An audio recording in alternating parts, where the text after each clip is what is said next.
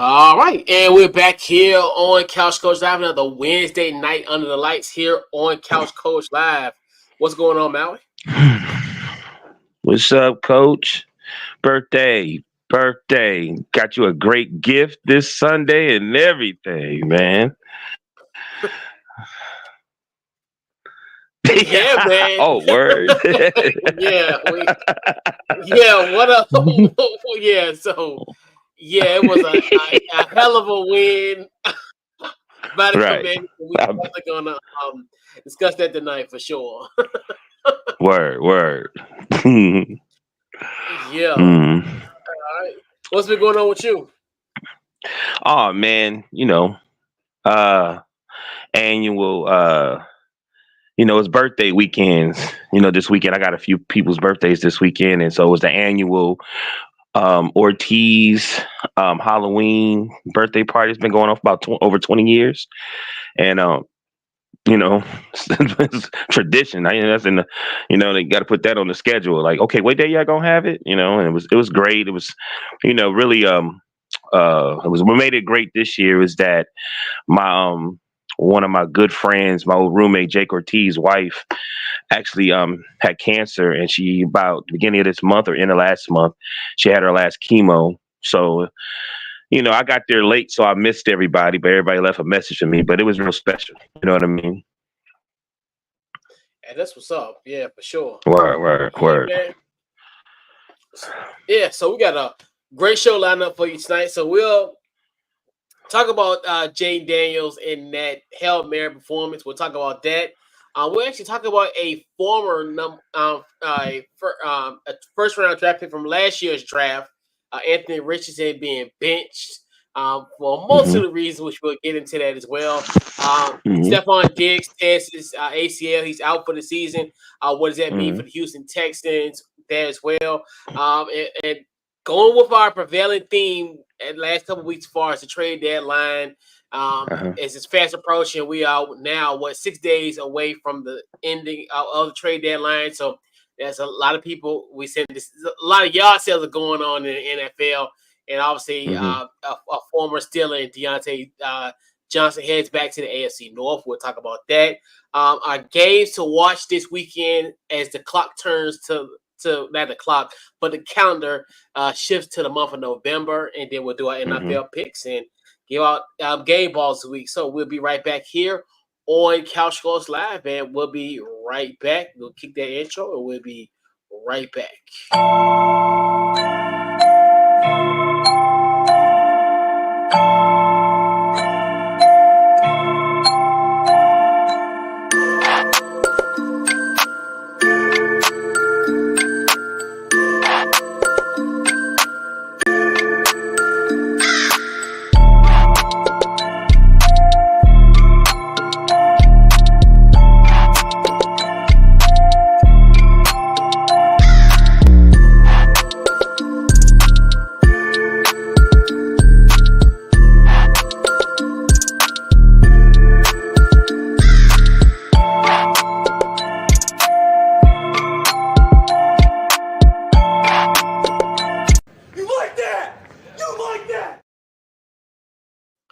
Yes, and we like that, Big Kirko. We're back here on Couch Coach Live. As we talked about this last week, Kirk Cousin, that was a moment that was 9 years ago on October 25th of 2015. Probably we call it one of the great moments in Washington Redskins Commanders Washington football team history. But on Sunday, Jayden Daniels had a essentially hold my beer moment, and could potentially be one of the greatest moments in the franchise history and the most recent. So what we're gonna do, we're gonna play the final couple seconds of the Washington Commanders versus the Chicago Bears game. And before we cue that up, fair use. Just backing up. He's just gonna have to let one fly. Goes to the right side. Steps away from the defenders. Gives himself some time. Now steps up, fires, heads towards the end zone. It is.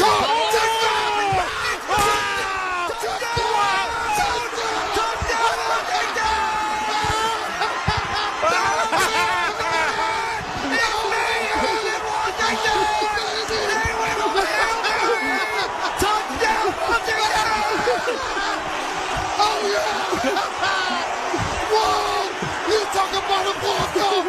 Just like a grand slam in the ninth inning of a World Series! Yes, go, baby! The ball popped up into the air, right into the arms of Noah Brown! Jayden Daniels extended the play over and over and over! Walk-off touchdown!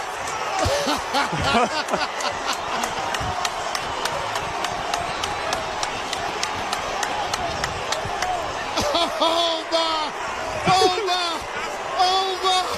Hell. Yeah. So, first off, Mal, your thoughts on that play? It was great, man. It's great for him. It's great for the organization. It's great for the players that are still there. It's great for the new owners. And more important, the two things, it's great for the city and it's definitely great for the fans, just like the organization, DC or the DMV has been going through so many changes, especially Washington, DC.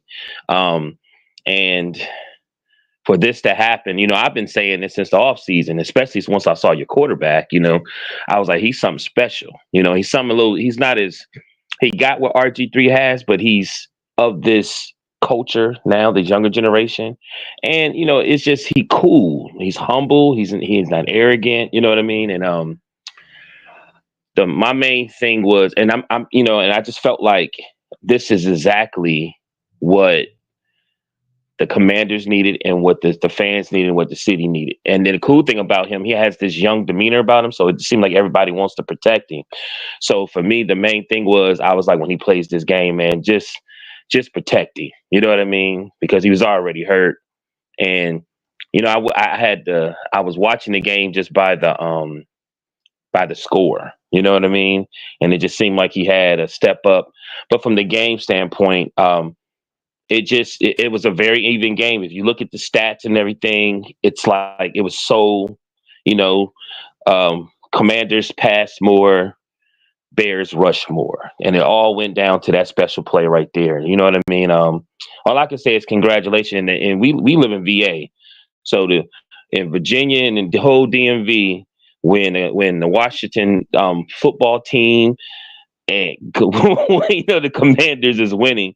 Man, the vibe around here is good, but it just felt real good to see unity in a city like that. You know what I mean?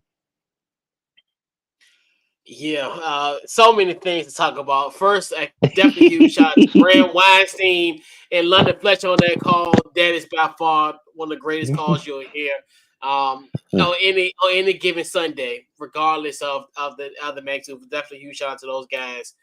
Do a hell of a job. So, this is, by far, this was, and I always think about like moments. I thought about the moment 10 years ago when Colt McCoy on Monday Night Football beats the Dallas Cowboys on my birthday 10 years ago. Didn't think for this to happen, fast forward 10 years later, this is the ultimate sports birthday gift anybody can ever have. It was such a great play. And this is one of those where it's funny to be on the other end of this, because if Commanders fans remember last year, we had a similar situation where we did win that game, but we played the Denver Broncos and Russell Wilson connected with Brandon Johnson in the final seconds to have a Hail Mary on us last year. But luckily, Russ didn't convert on the 2-point conversion. We came with that 35-33 win at that time to be 2-0 to start the 2023 season. So it's just one of those games where you just take it. There were some moments in that game that could be critical. This it's kind of, but to me, this just really feels like this is a team of destiny. Like, these are the type of things where usually when you have a good team, you're gonna have games that you're gonna say, man, we should have lost this game, but we end up winning this game. And this way, I think this is one of those games where you probably look back as in this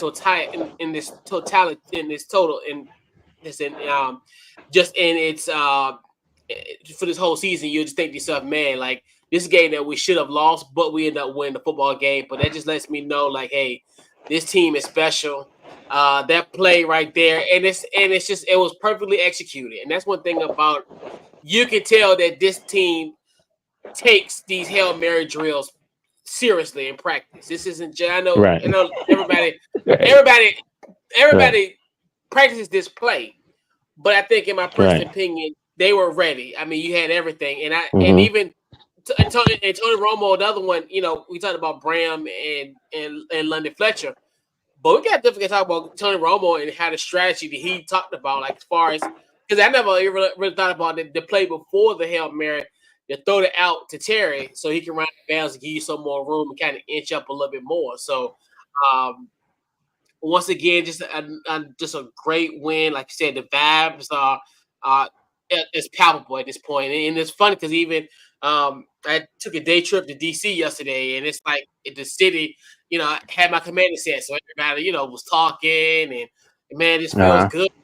Where it's like it's a great feeling. Right. When I, as far as,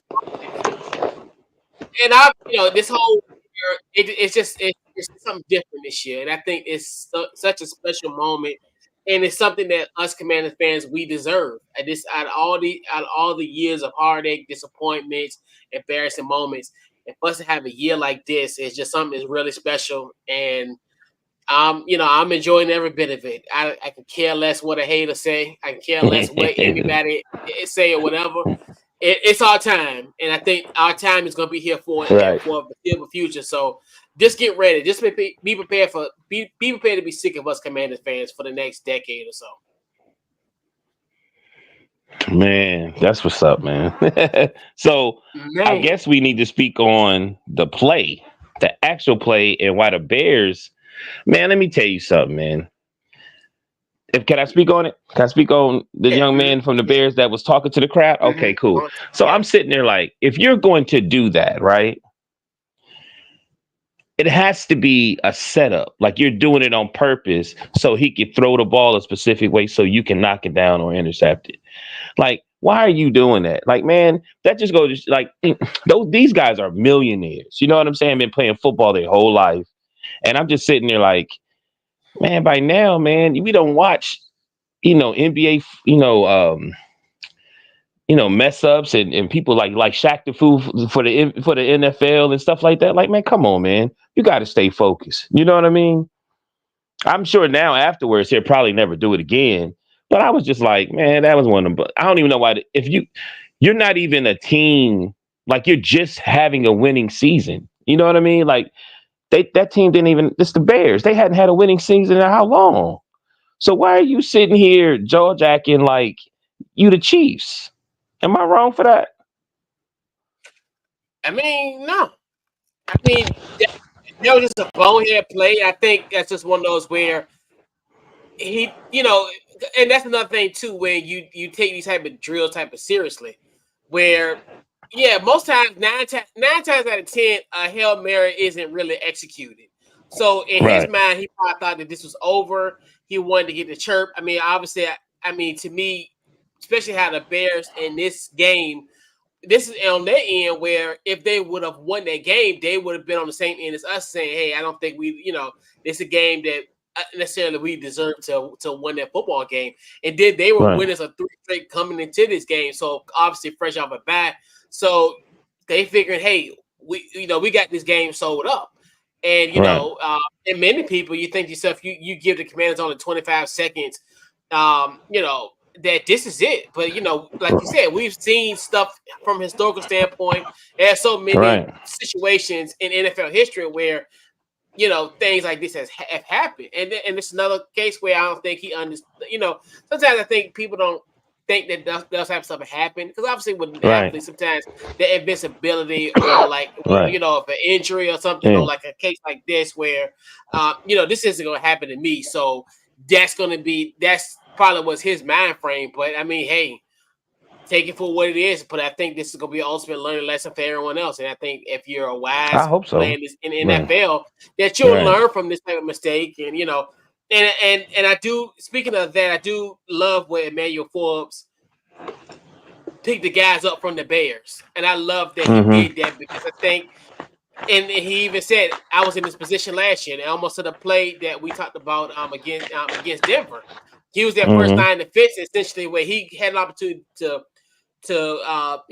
intercept their ball potentially, and it fell through his hands. And then obviously a few little drops later, then Brandon Johnson scores in that game. So that just shows great maturity for Forbes, and I definitely proud that he did that. So man, this is it's just such a great feeling.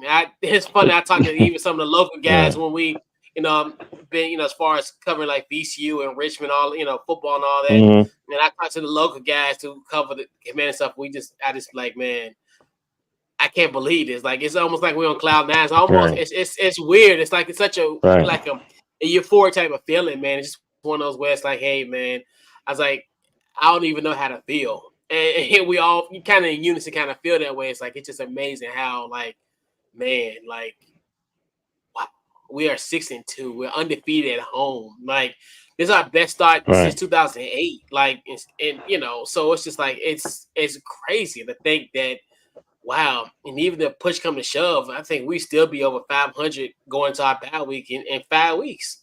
It's unreal. It's just. It's really not, though. I know, but man, I said this. I said once they sell the team they pick a name and do anything. I said y'all are going to start winning. You know what I mean? And I wrote something down. I was like, when you really pay attention, y'all was successful with the Skins. You actually was successful with the Washington football team. You did win a division. You know what I mean? And with evolution, now you got the Commanders, and it's both of those teams together. You know what I mean? I mean, I'm not a fan of your team, but I like y'all. I like your team's fans. You know what I mean? And that's why the dude was jaw jacking, because y'all fun fans to be around when it comes to football. It's just the truth. Like, y'all have a swag with yourself. Like, I mean, you talk about DC, man. You go to DC, talk to them, they be happy. They be happy that you cheering. They don't like, Cowboys, you know what I mean? But they like the fact that you have a team and you down for your team. You know what I'm saying? So, man, congratulations, bro. Yeah, and that was the ultimate thing. I think once we kind of knew that there was a change in place, and like I've always said for years on end, there is a way to build a team, and the Washington Commanders have done it the right way. And I think that's what it's the tribute to Josh Harris and crew. And I don't understand like why teams have deviated, and even in the previous administration, why they deviated from the fact. And I don't understand that's a power struggle, this, and the third. But you have a team that lock and step everything. It's a collaborative effort. It's in a situation where I'm gonna draft this guy because I like him, or he go, or this, that, and third. It's a uniformity situation in Washington, and that's how teams are supposed to be ran. But like I keep on saying, everybody wants to reinvent the wheel, but why?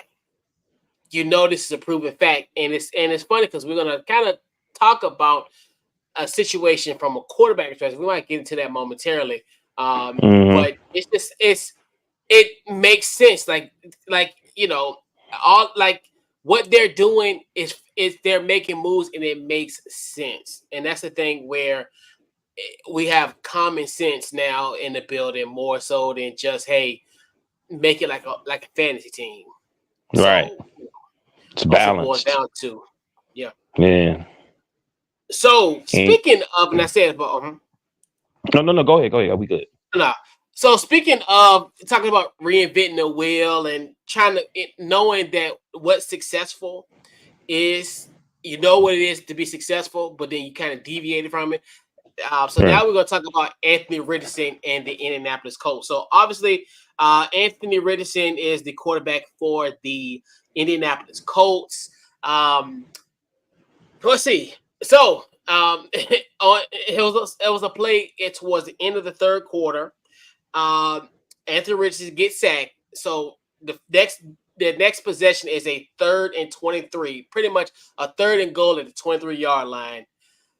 Anthony Richardson took himself out of the game in that sequence. And Right. once the reporters asked, the reason of his absence on that third down play, on that play at the end of the third quarter, he said, "I'm tired." So obviously, with that happened. He was being real. He was being transparent. So Right. so we give him that. But then following that performance, obviously in that game, he went 10 for 32, 175 yards and 1 touchdown and 1 interception. On the season, he has 4 touchdowns and 7 interceptions.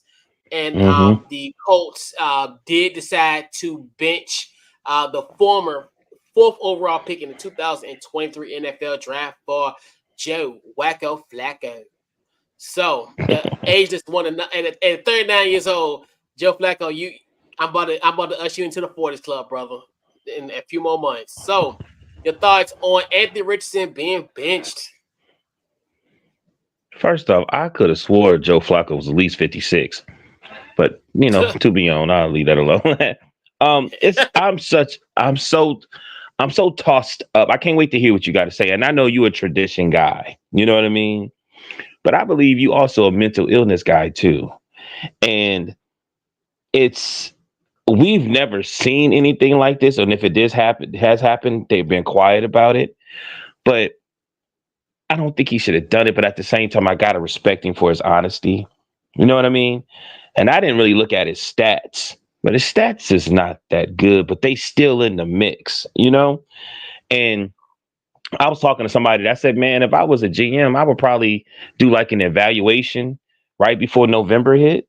You know what I mean? To see how the rookies are feeling, because a lot of the veteran players don't really start warming up until the end of October, mid-October. And I could be wrong. You know what I'm saying? But I just feel like that's good pertaining to their bodies and things like that, and even their mental status, And I know, but I kind of respect him for saying that. You know what I mean? But at the same time, I get it. And then you got Flacco there. They didn't have him last year, right? No, he was with Cleveland last year. Right, he was with Cleveland, and I'm looking, where Joe came from. Even when he was with the Jets, and I'm talking to Joe, and I think Joe can actually. If they put Joe there, they might be able to win the division. You know what I'm saying? So I don't know. I got to toss up. You coach. I don't think he should have done it, but at the same time, if he is tired mentally or whatever, he doesn't need to be behind the center. You know what I mean? He needs to sit down. And a lot of, when it comes to athletes and dealing with things now, it is, mental illness and or just fatigue, even fatigue. You know what I mean? It's a big thing, but I get it. It's football. You special. You can throw the ball down. It's just not a good look, but I do respect it. I mean, yeah, I don't know if you remember, it was a commercial. I don't even know if it still exists, but remember it was a guy at the end of the game, right? And I think he committed a foul, and he told the ref, "Hey, I did commit the foul," or something like that. I don't know. Oh gosh, I wish I could remember what was the sequence of it. Yes, we want that to be honest, but at the same token, we live in a world where you got to be PC. You got to be PC, especially as the quarterback, because honestly. Because what if there's a situation where in a game where I'm just going to throw out a hypothetical example. If he has if he's game winning drive, he throws the pass and the wide receiver drops the pass. They're gonna be like, what happened in that sequence? You gonna say, yeah, I'm gonna say if it was Antoine Pittman Jr. Yeah, Antoine Pittman Jr., man, he just fumbled it. Yeah, like, man, he just can't catch. He got butterfingers, man. He sucked. He can't say that. So it's like one of the things where, he'll probably have a PC response and say, hey, I just didn't have enough zip on the ball. That all falls on me. We shouldn't have put ourselves in that position to even have a play like that to even a play like that to have to decide the football game. So that's all falls on me. There were some errors that I made throughout the game that could have changed the trajectory of the game. That's what you do as far as in that industry. Yeah. Yes. You saying you being tired. I mean, hey, honesty is the best policy, but in the same token, if you say that, it's going to be perceived in such a negative way. I mean, especially considering the fact you're the quarterback, especially in that play, which to me is a 3rd and 23. You're not going to pass the football, so you're going to probably run the ball. And lo and behold, when Joe Flacco came into that game, Jonathan Taylor ran 5 yards and end up getting a field goal to at least to get to be only down by 7.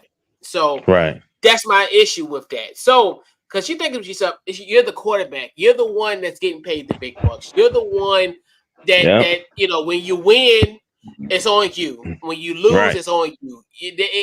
You carry such a big responsibility, and for you to take a time, for you to take a possession off, that really doesn't look good as far as from these other players who are like busting their tails to put you in these positions. So it is a bad look for him in this stance. But I think as far as the benching of Joe Flacco, I think it makes sense. I mean, that just because of the situation of him, resting on 3rd down, but more so just how he played. That's how I wanted to mention his stat line from Sunday. And then you think to yourself, this Colts team is 4-4. They had an opportunity. If they would have beat Houston, they could have took the lead in the AFC South. And the way things are looking now, the AFC South is essentially a 2-team race. I mean, you definitely think, we know the Titans not in it. Obviously, what was going on in Jacksonville, they've struggled. So you just look at it from the standpoint of, this is a perfect opportunity. Now you bring in like a Joe Flacco, and maybe he can have that magic, almost eerily similar to like what he did in Cleveland. So, and Cleveland was almost in the same situation, madness. Obviously, Cleveland last year, Deshaun Watson got hurt maybe like the mid-November, and then he comes in, and what have you. And the same thing can go from here, where, hey, this is something where Shane Steichen, he needs this. He needs this type of boost because,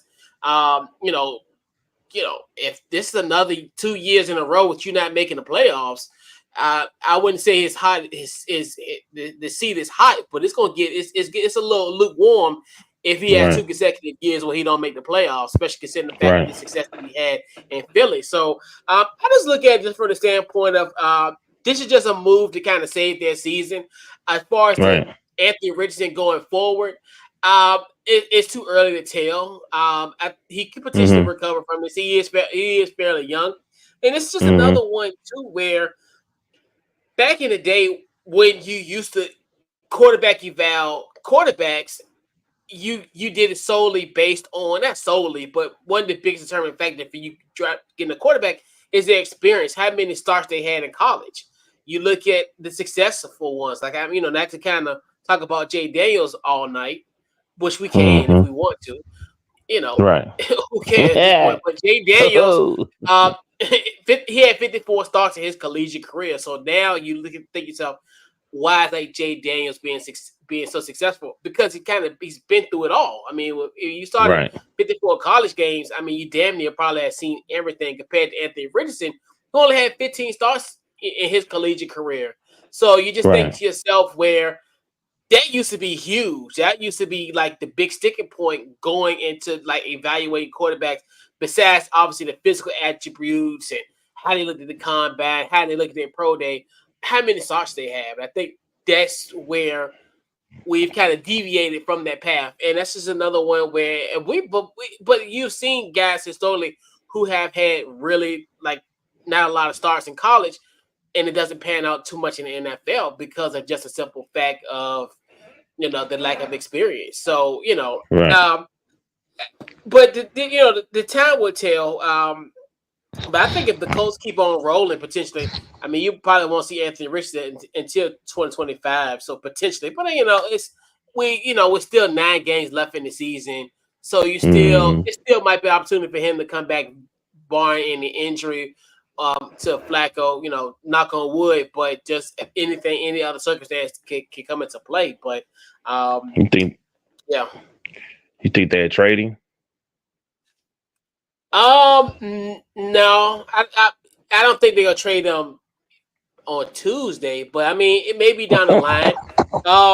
He ain't gonna get traded Tuesday, but I think maybe offseason potentially. It just depends on kind of how things go. And then, because Joe Flacco isn't necessarily your long-term future, but I mean, I Right. can definitely see it because they really, and the beautiful thing about it now, where you're really not really financially strapped to these first round draft picks, like like you did in the past, where So I Right. mean, it's a distinct possibility. I mean, who's to say? I mean, it depends on who they, maybe if they get Flacco or maybe get a quarterback. It depends on kind of if they can get a quarterback that they like in the 2025 draft, and Right. maybe Flacco be the bridge, or this person may start. So I mean, it's gonna, it's a possibility, but I think he Mm. might for the sake of himself, because I think he's lost the locker room.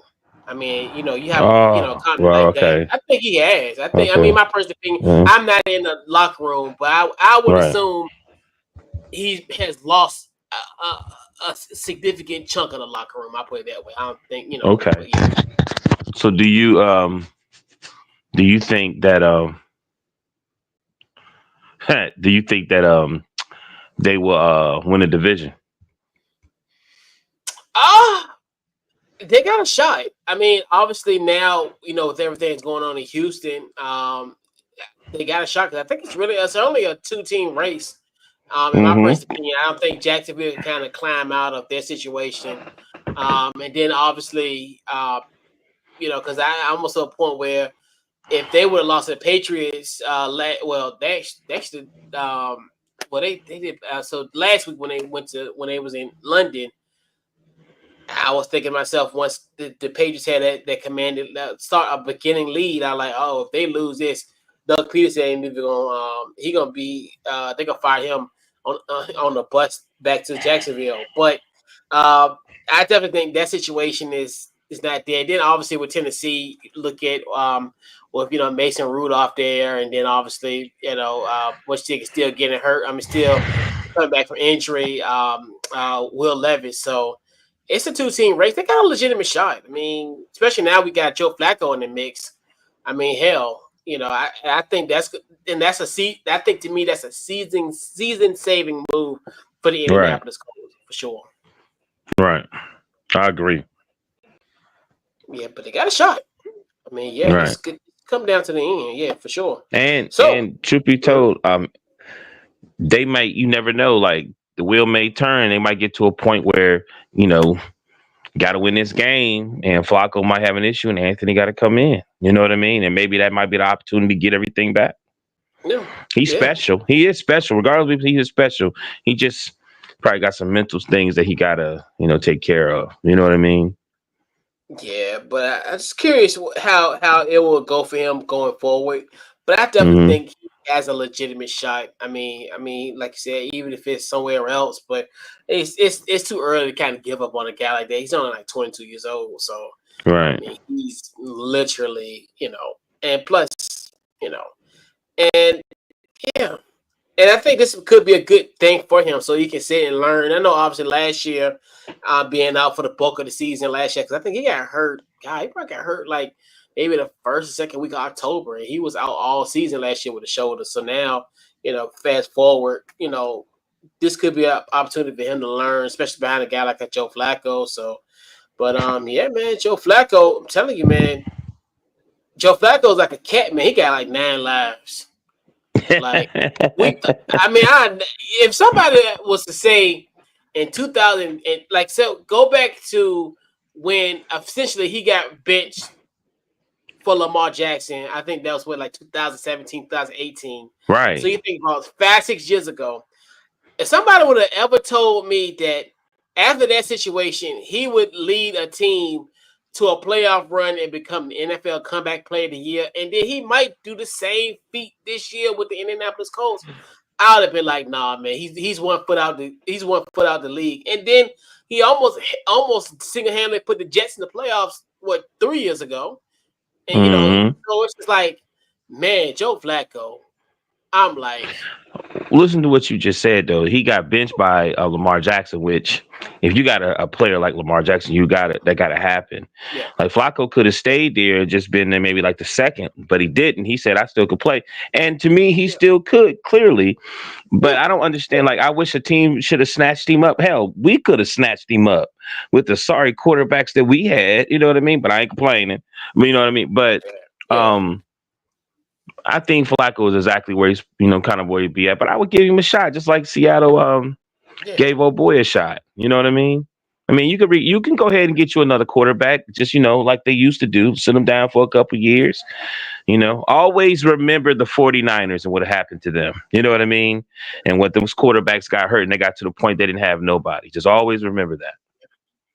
Yeah, because I never thought once Flacco in Baltimore, he was done because you still got to think about like how the Joe Flacco that we remember as far as the that run that he had, the impressive run, uh, for them to lead to the Super Bowl. And I remember people, I was on the page damn, I was getting ready to call him another name, Joe Flacco bandwagon, and people thought I was crazy. And I'm like, y'all over here, I'm raising my blood pressure, telling y'all Joe Flacco needs to get paid, and I used to Right. say that excessively.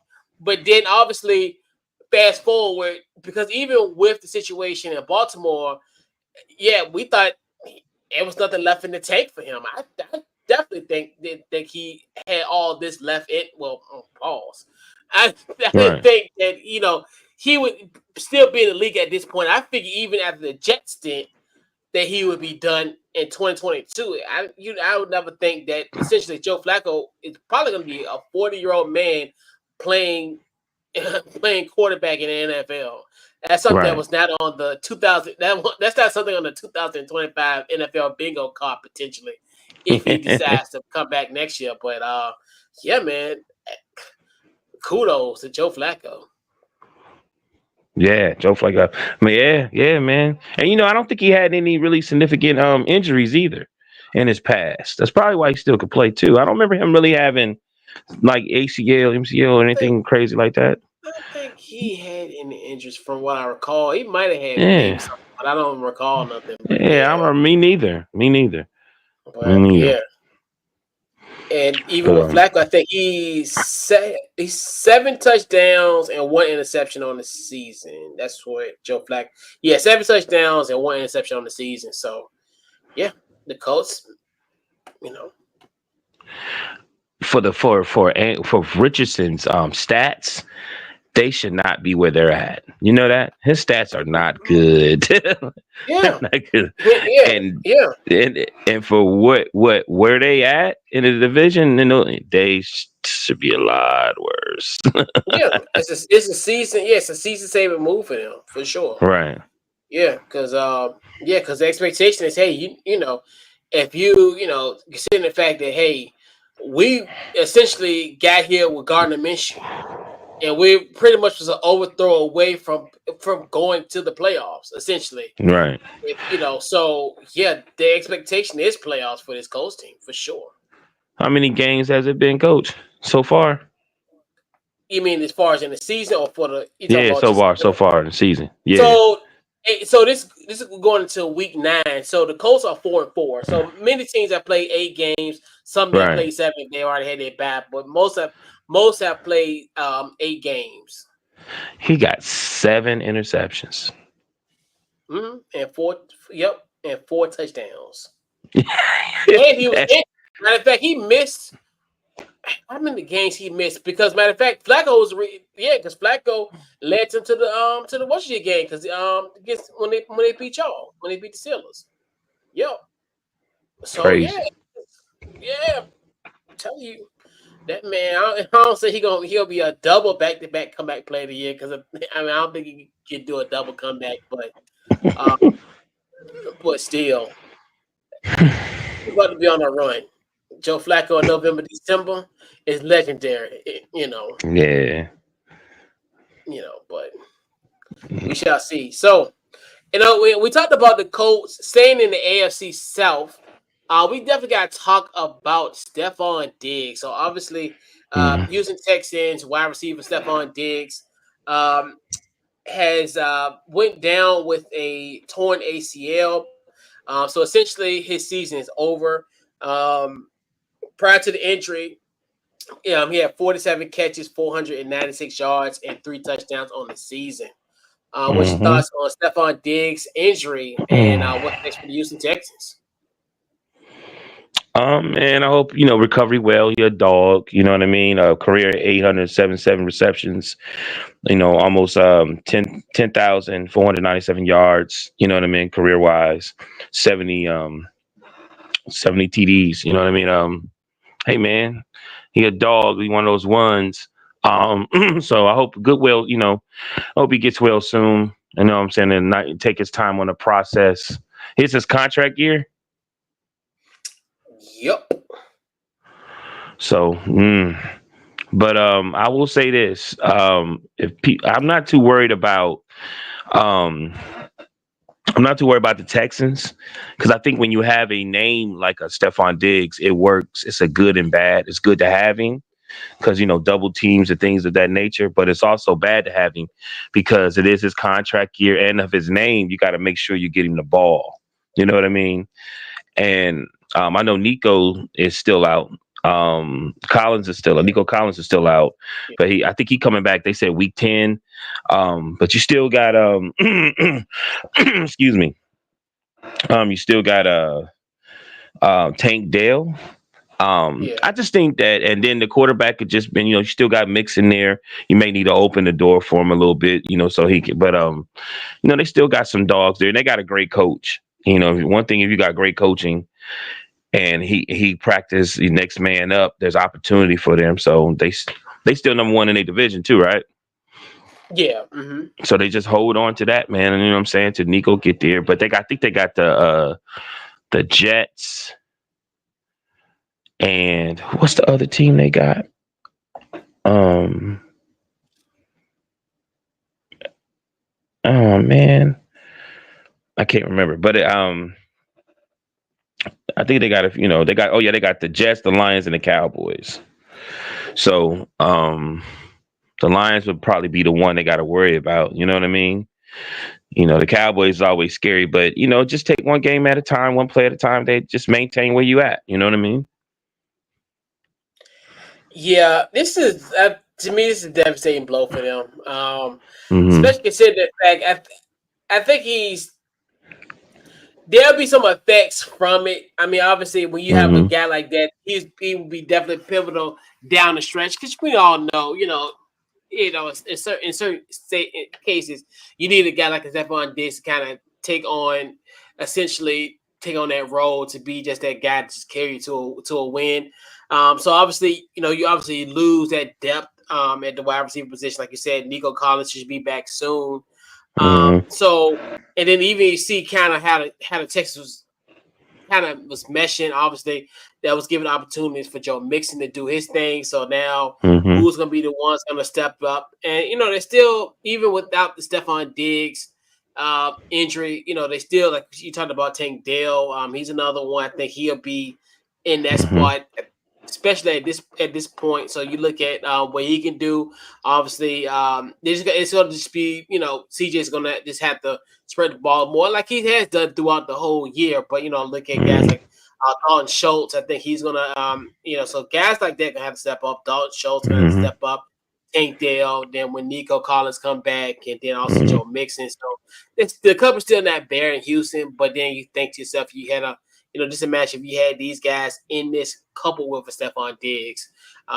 Definitely as the playoffs and kind of now as the calendars switching to like November and these next few months. So yeah, it's a tough blow for him, and it's crazy. And some does not want us to see the Diggs brothers play against each other because we had the same situation last year where obviously Stefon was playing with the Buffalo Bills. Then Trayvon, he tested ACL last year, and then fast forward, we're weeks away from the Diggs Bowl, and yet again this happens. It's something about these things when these situations happen.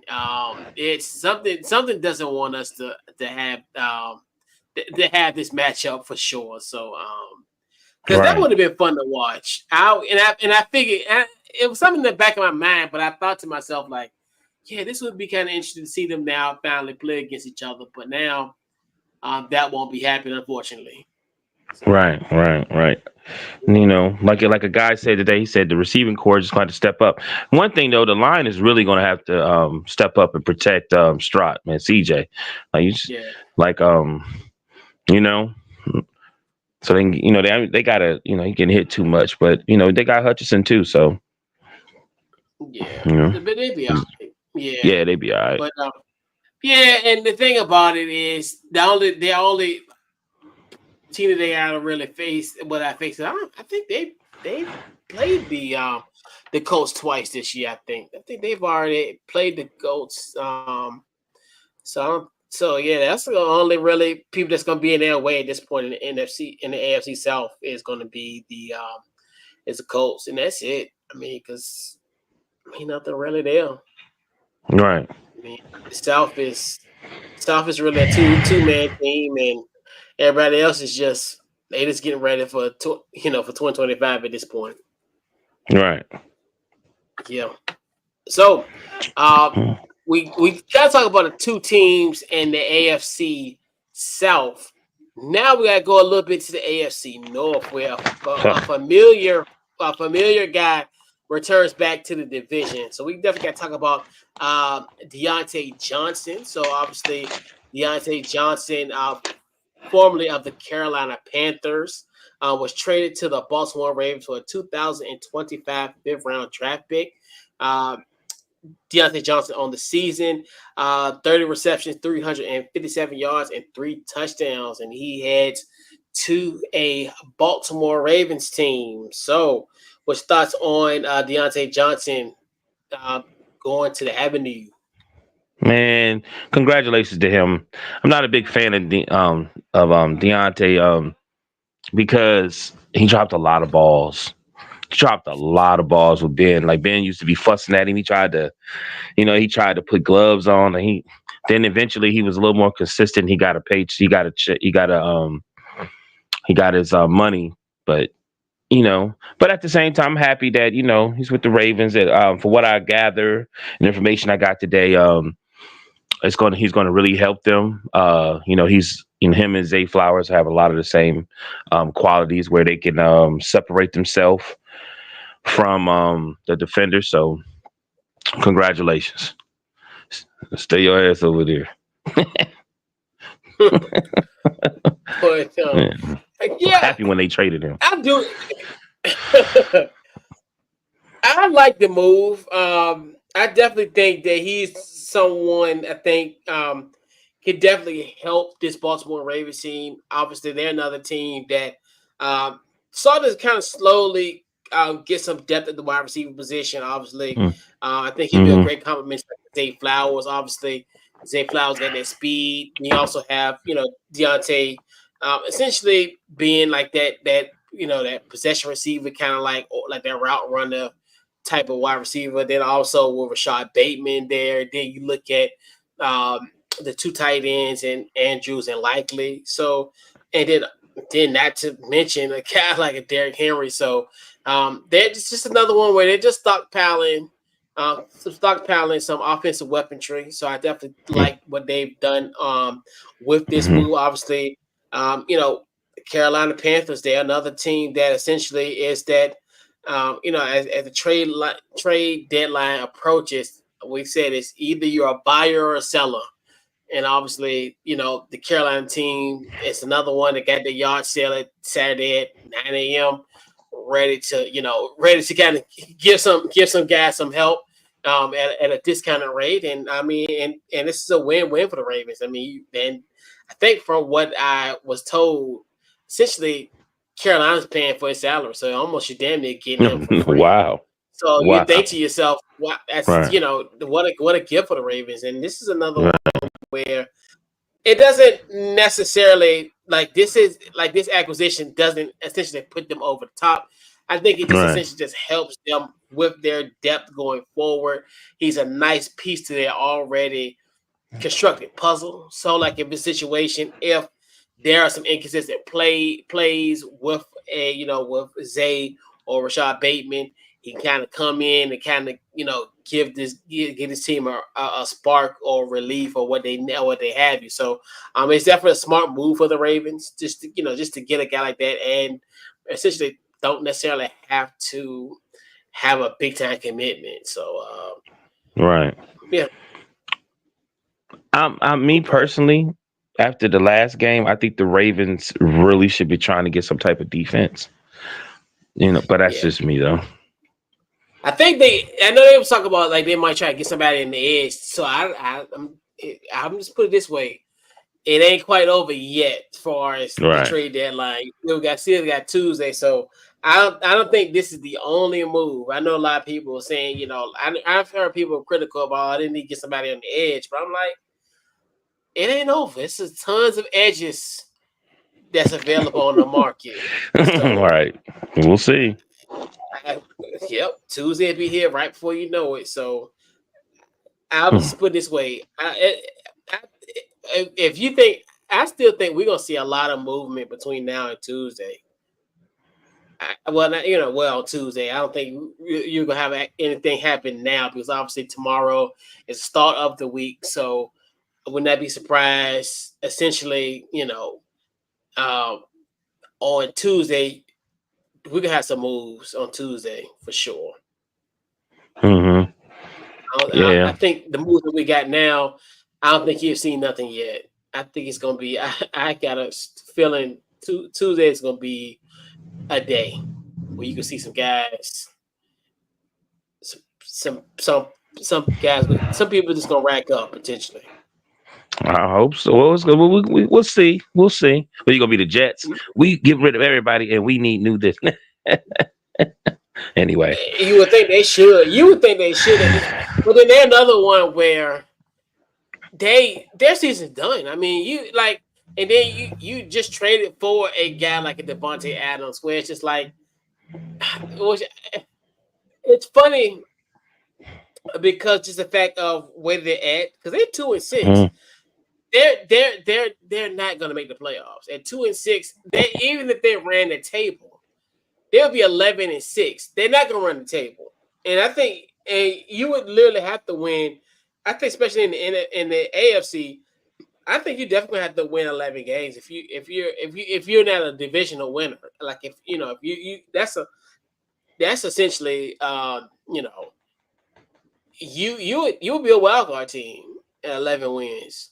I mean, it's like that. So, and then for them to lose to the Patriots last week, I'm like, yeah, this season's over.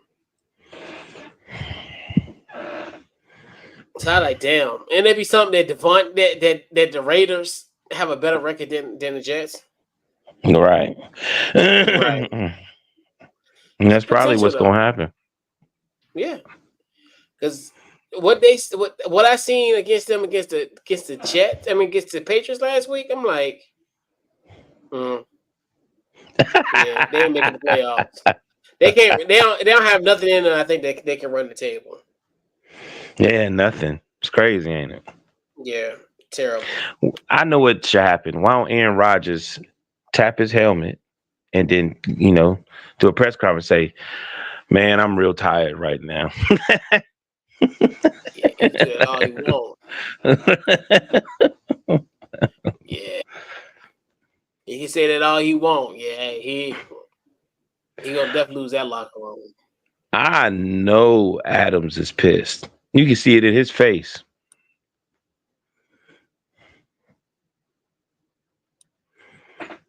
But I don't. Would you rather go to the Saints? You rather go to the Saints or there? I don't know.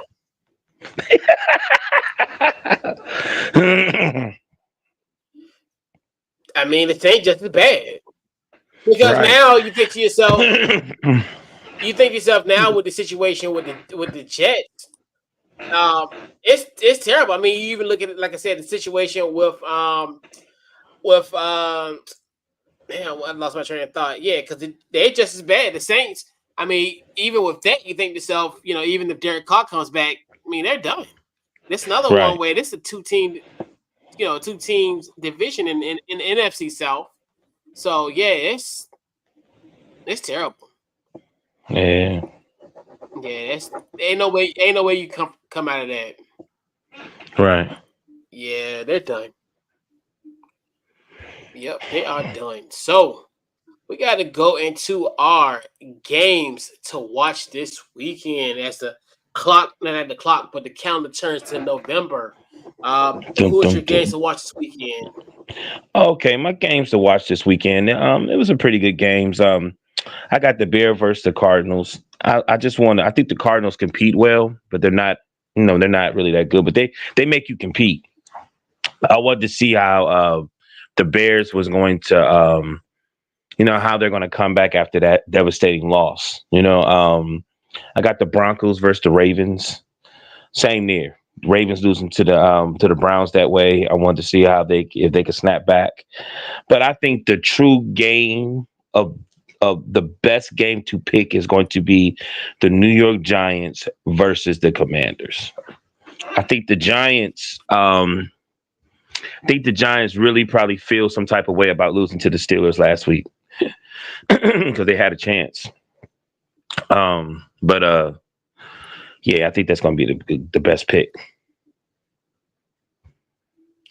Yeah, I think, I think I got a cross between a few games. I definitely think, I want to see this Broncos versus Ravens. Both are 5-3. This is kind of one of those games that you got in the middle of the season that's really intriguing because it's in the fact that it's kind of one of those games where this game could go either way. Like whoever wins this game, they could go in one direction and one could go in the other. Especially you look at this Denver Broncos team at 5-3. They're another team that really overachieved. I know when we talked about the AFC West, all of us really was thinking that this Broncos team wasn't really going to do much, but they have exceeded many people's expectations. I think I only had them as a 5 or 6 win team, and you think it's mid-season, they've already won 5 games. And then this Baltimore team, can they bounce back after losing to Cleveland last week? And that's another one where this is a game that both teams need, especially for a Ravens team, considering the fact, hey, if you want to host another AFC Championship game this year or not, because at this point, Right. it doesn't look like it's going to happen at this point. So it's kind of just one of those where. Especially now, considering the fact, both these teams, you even look at because the way things are panning out, these are essentially at the season end of the day. These are 2 wild card football teams, and these are teams that are fighting for those positions. But now you look at it, Pittsburgh leads the AFC North. Then you look at obviously in the AFC West, you got the Kansas City Chiefs at 7-0. So you just look at it from the standpoint of they have essentially a 3-game cushion from both of these teams. So it's definitely going to be, I think, a move that potentially, they all at this intersection, and either they go make a left or they make a right at this point because the way the way the midseason is at this point, this kind of one of those where this is kind of a contender versus pretender potentially matchup essentially. When you look at it from that perspective. So, another team I do, and I think it could be said early similar to the Bears and the Cardinals game because they're both 2 teams that essentially are wild card teams in their perspective, divisions as well. So I look at that as well. So, but I think the ultimate, the one that's really is going to be the Lions versus the Packers. This is one where where I think Detroit can essentially, if they were to win this football game, they could pretty much have a stranglehold on the AFC. On the NFC North potentially, and they can continue to roll. So it's a really good game. Especially this is some perfect matchups for definitely this time of the year, especially as we're approaching the mid part of the season where you having these games that are gonna, I think in my personal opinion, are gonna separate the as I said earlier, the contenders from the pretenders. So, I think it's going to really shape up to be a good weekend. I don't think it's going to be as crazy as Week 8 was. But hey, if I were to pick a week that would be just as important, I think next week would be definitely Right. not next week, but this weekend it will be definitely pivotal as we move to November for sure. Right. Right. So you ain't put your game on there? Not necessarily. Obviously, it's a divisional game, so it's kind of it's. I mean, it is a game. I mean, it's going to game. Of course, I'm going to watch, but as far as one that's kind of outside of trying to be as biased, but it's going to be it's a divisional game. So one of the things where it's a game that anything can happen. This definitely, considering the fact, obviously both teams are going in different and. They're not at the intersection as we talked about, like as far as the Broncos and the Ravens, the Bears and the Cardinals. These teams are already in separate directions, and to a point, obviously, the Commanders at 6-2, the Giants at 2-6, and this is one of those where you're really gonna see the resolve of this football team. This is one thing too, where a lot of people like, how do you go against in a big game, or what do you go against in a divisional opponent? On the road, a team that you barely beat to get your first win of the season. How have you changed since September 17th? Obviously, you look at how this team has changed since that September 17th game. So you look at it just from the standpoint of will it translate into this game? Obviously, you had a situation where you were in the end zone 5 times and then only converted on field goals. You did score. You had Austin Seabird having 7 field goals in that game for you to win that football game. But yeah, it's a pivotal game. And I think this is where we're going to get to our pivotal stretch. And this is one thing where you're going to really learn about this football team in these next 4 weeks. Obviously, next week, well, not next week, but Sunday, you got the Giants. Then we got y'all the Steelers on the 10th. Then we got a short week against Philly. Right. Then we got a short week against Philly on the 14th, and then we play Dallas. And so it's going to be a very, very pivotal next 4 games. And this is where essentially you have 3 divisional games coming up soon. So that's going to be how the division going to be won. I mean, you're going to have to take care of this, and now you got we got some challenges ahead. So thankfully, we kind of got through this stretch of the year, for the most part unscathed. Obviously, so what's going to be the next 4 weeks look? Well, really the next 5 before we go into our bye week. So, we're gonna really find out a lot about this team in this month for sure. So the Giants quarterback, what's his record against you guys? Actually, at one point he never could beat. He always used to beat us. I think the last 3 times we lost them twice. Who was out there? Oh no, they had DeVito last year. I don't think we played Daniel Jones last year. But I mean he's been good against us in recent time, for the exception of last against September 17th. But he's been pretty good. He's won a lot of games against us. But still, still the Giants, still a divisional game. It's always a crapshoot. Just you can throw the records out the way. You can throw the fact that we got a number 1 offense in the NFL. Throw that in the trash this week. Throw all that in the trash. It's a divisional win. Right. I mean, it's a divisional game for sure. Yeah. So. Right. And they'll get out, and they're going to give us our best effort for sure. They're not going to lay down on us. Yeah, they didn't lay down last week. Like I thought they were. I thought they was going to give up, and they kept fighting, man. And that's why I picked it, because I felt like Jones has been there for a minute, and and Saquon was hurt, blah, all this other stuff. And this year, you don't hear too many people being too negative about the Giants this year. So they're moving, they're doing a little bit better, but I just felt like that last game I watched, I was like with the receiver and the running back and how the defense was acting, I was like, I'm gonna pick this game because I felt like you guys have been humble all season. I felt like you guys was holding in that excitement. I thought the Commander fans had been all season, and that Hail Mary, y'all burst. You know what I mean? And I'm like, okay, so let's see what's gonna happen this next game. So that's why one reason why I picked them, though. You know what I mean? But I hear you though. Ooh, and it feels good to have a 1 o'clock game.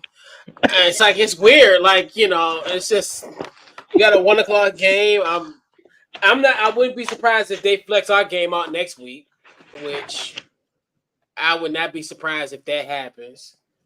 And it's a lot of games. I'm like, wow, like okay, is this game gonna be flexed out? It's a good feeling and a bad feeling, but.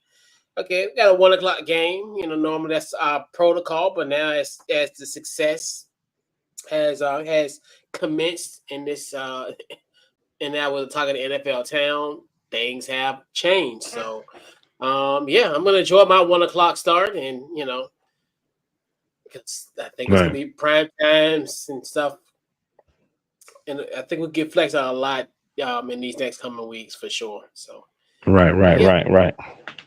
Yeah.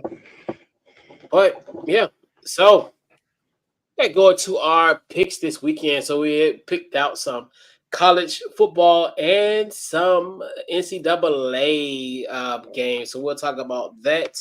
So let's get started with number 4 Ohio State going to Death Valley for number 3 Penn State on a matinee matchup. What you got, Maui? I got number 3 Penn State. Okay. All right. I'm gonna take Ohio State. I definitely think they got a legitimate shot. They kind of just skating through. I think this kind of one of those games where this happens. And Penn State, I don't know for some reason they get to this level and this all of a sudden they just tank. So we got a great matchup in the Atlantic Coast Conference. We got number 18 Pitt versus number 20 SMU. Who you got? I got SMU. Okay. I'm gonna take Pitt. Take the win in Dallas. So give me the fighting Kenny Pickett's. All right. We got the Houston Texans versus the Jets. The Houston Texans are number 7th in our Couch Coach Live Week 9 power rankings, and they head to Gotham City on a Halloween matchup, a wicked matchup on Halloween. What you got? I got the Texans. Yeah, give me the Texans as well, and definitely huge shout out to $6.59 Amazon Prime is there. Tell the Rooks be there by 7:20. Guarantee. But yeah. So we got the Denver Broncos versus the Baltimore Ravens, who are ranked 8th in our Couch Coach Live Week 9 power rankings. Who you got in this matchup? I got the Ravens. Yeah, that's from the Avenue. From the Avenue. Yeah, they got to take care of it. Yeah, Bo Nix. Bo Nix, you have a hard time on the Avenue. Bring your lunch. Bo Nix. My cousin came down from Ohio, right? So we went to Kroger Spot in Petersburg. Yeah. And my aunt was like, me and my dad had our From the Avenue hoodies on, right? Yeah. Man, mine is nice. But yours and my dad's is fire, me. Like he walked up, I knew he was gonna wear it too because he know it's fire, me. And she was like, "What is that?" And I was like, "Well, my host, he don't say Ravens, he says From the Avenue. He always talk like he use accents from different places." And I kept saying, "Why you keep saying From the Avenue?" Right, And I just thought it was slick. My homegirl told me today she ain't making no more, B. She was like, I ain't got time for that no more. I was like, oh, okay. Bet. Yeah, man. We talk a little Baltimore Reese around here, from time to time. Right. and even we do a good New England and Maine and clam chowder. Yeah, clam chowder. The harbor. All right. Go to the harbor. How you get to the harbor? I'm gonna take an Uber to get to the harbor. I You bought my can't park mom at the a harbor. Merce- I bought my mom a Mercedes. You know, she went to get the car. Yeah, the It's guy. funny. She had no car. Yeah, man. You can't park your car at the harbor. That's why I took an Uber to the harbor. Jeez. You're killing me. Well, So I'm sitting there you gotta picture people. yeah. Just picture the Uh-huh. people I used to be at Food Line. I met this family coming in. She was like, "Oh, do y'all got pastrami?" Like how she said it. I was like, "Where y'all from?" "Oh, we're from Vermont." Anyway, Yeah. that's what's up. Shout out to Vermont. So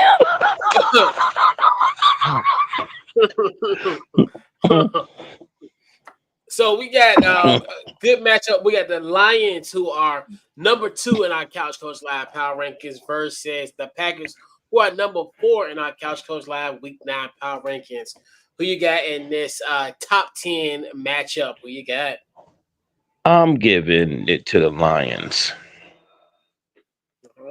Yeah, give me the Lions. I'm not sure about Jordan Love's availability for Sunday. I know Malik Willis played in the game against the Jaguars, so we shall see there. And we got a interesting Sunday night game. This is a battle of kids with 9 lives and on their ninth life. And they're thriving. We got the Indianapolis Colts versus the Minnesota Vikings. Who you got? I picked the Vikings. Okay. But I got the strangest feeling the Colts gonna win. I got the weirdest feeling that Flacco gonna go out there and show them what it is. But it's all good. So you got who you go for? Who you got? Vikings. Yeah, the Vikings. Okay.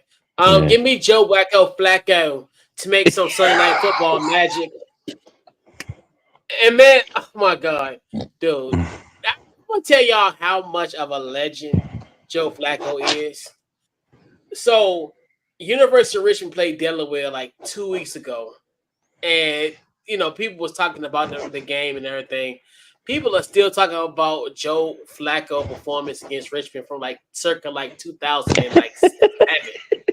I'm like, yo, I'm telling y'all, man, Joe Flacco is a legitimate dog. You cannot spell elite without saying Flacco.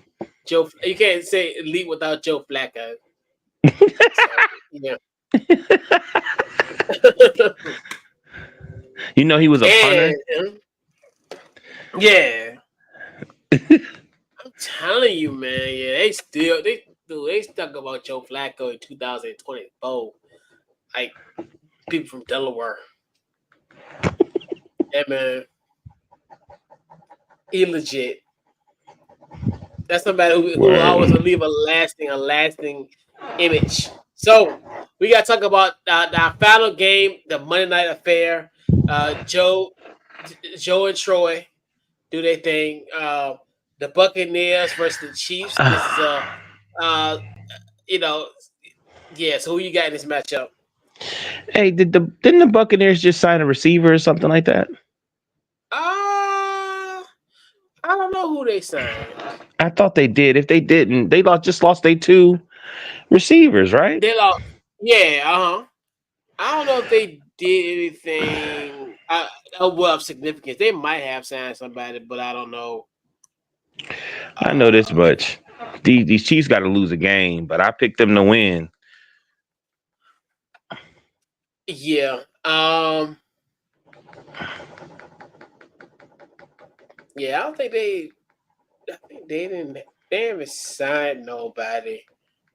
I'm looking now. I know they signed a cornerback, but this is where, gosh, this is one thing where that kind of sucks about all this, because obviously, I think they're going to continue to win. I definitely think the Chiefs going to win this game for sure. I think they're going to give Baker Mayfield fits, even though I know Baker Mayfield has been in other environments of loudness. But give me the Kansas City Chiefs, and for them to start 8-0, and they are still number 1 in our Couch Coach Lab top 10 power rankings going into week 9. Even though I get a lot of slack on Facebook and not on Facebook, but more so on YouTube and also on TikTok.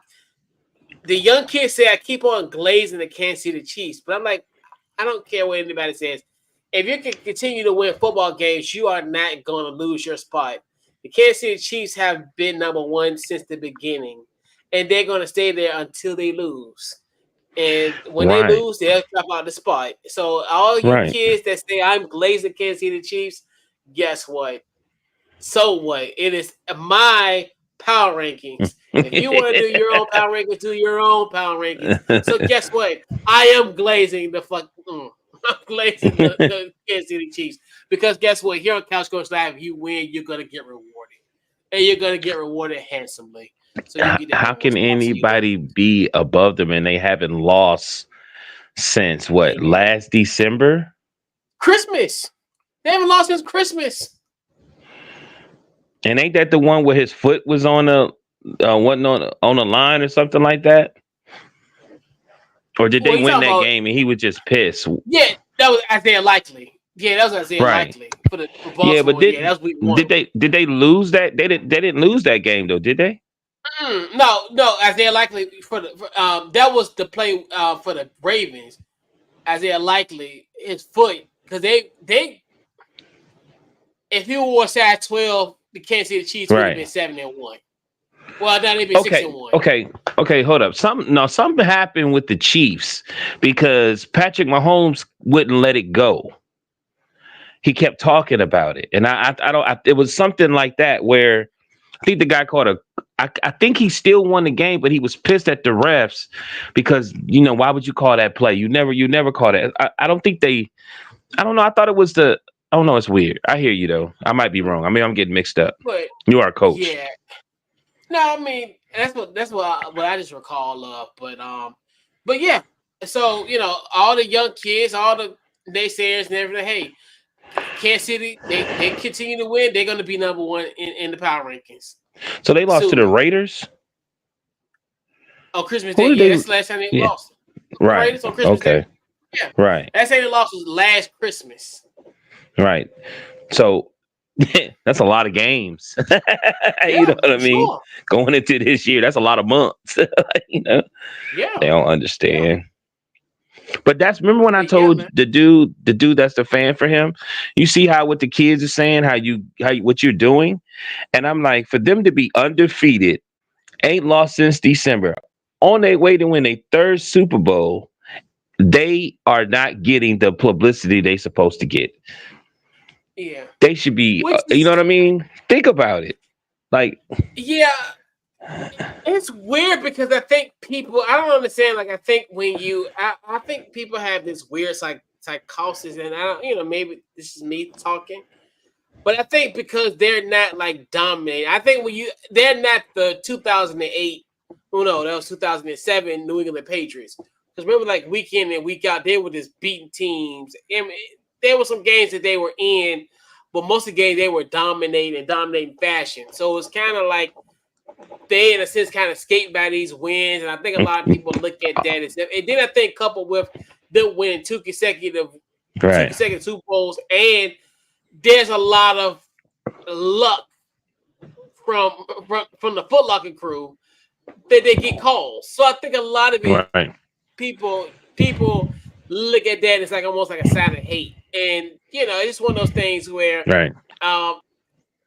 and the crazy thing about with the Chiefs is, and what's scary about it is, they're really not playing their best football. And I think that's the thing where like Patrick Mahomes, like and that's why it's like it's so weird to think if you would have, because I wouldn't, like, I'm gonna say this, but people who are listening, don't shoot me. But he almost has Anthony Richardson type of numbers. Not quite. But follow me. His interception to touchdown ratio is in a negative.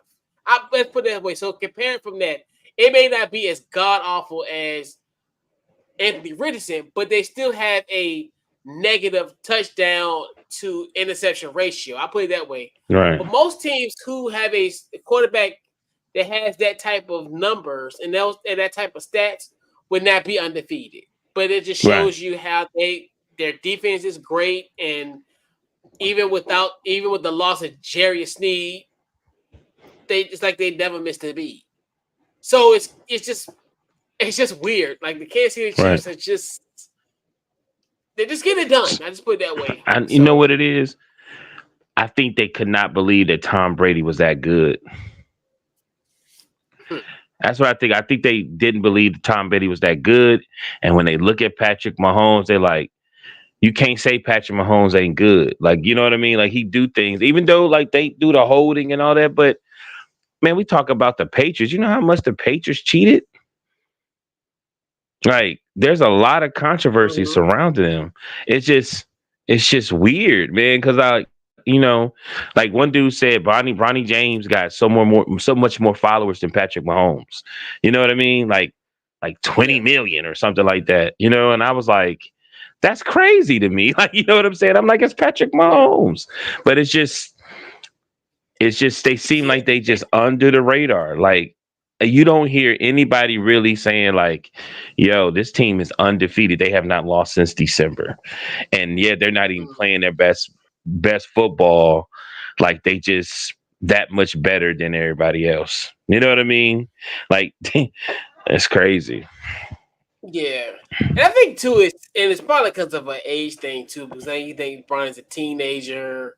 So, I don't know. It could be a lot of factors when it comes to the whole Patrick Mahomes thing. But it is kind of Hmm. just strange. And it is what it is. But I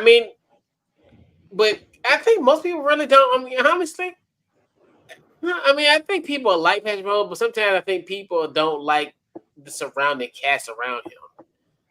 Right. Obviously, like with his brother, his wife. So it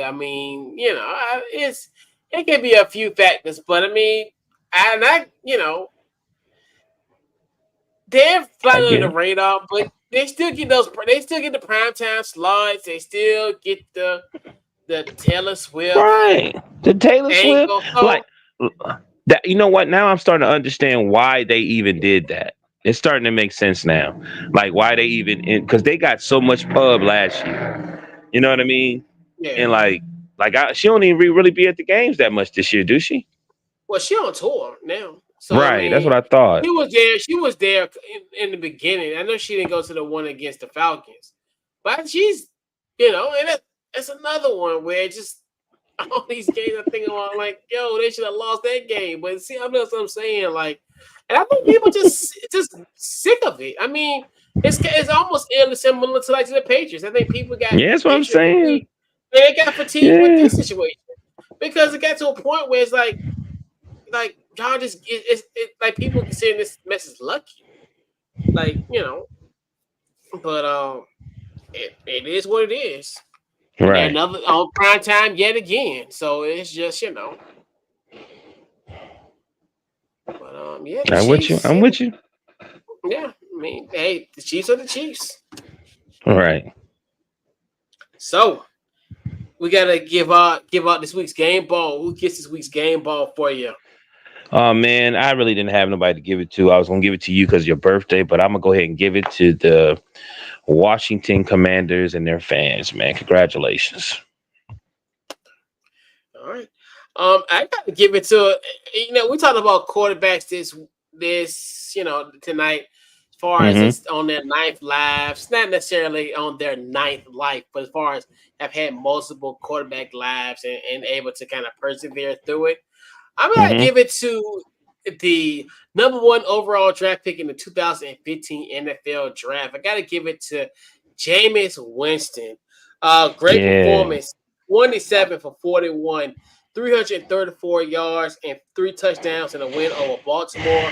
He's the only player this week that had at least 300 yards, 3 touchdowns with no interceptions, and he was named the AFC Offensive Player of the Week. Hell of a performance, a hell of a post game interview.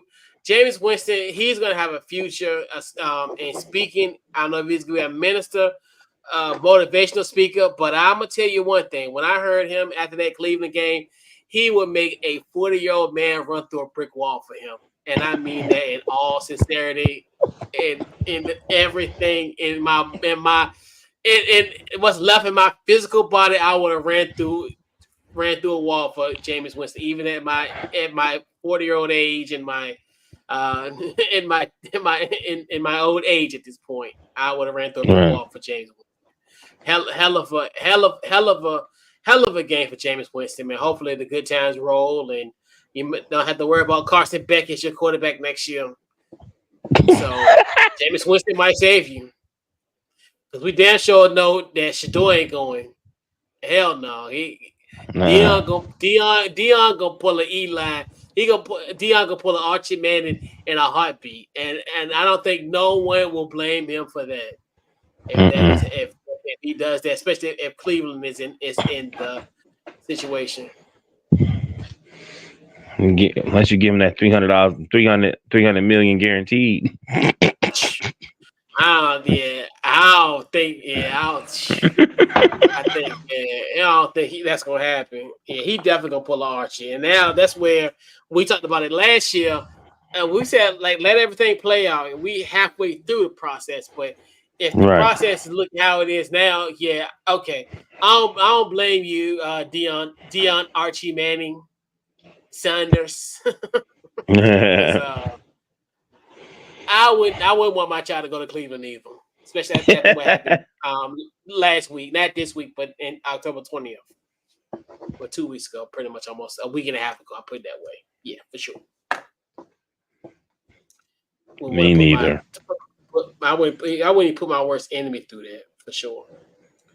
But yeah, Jameis Winston, man, for sure. AFC Player of the Week. Keep it going, Jameis. Get your get your second life in Cleveland. Make sure you have a whole freezer full of crab legs. Hey, he ain't got to worry about that down. He go anywhere, right? It's funny to me, man, how we'll talk about that off air. But, and he was 10 years ago. I mean, he was almost in an eerily situation.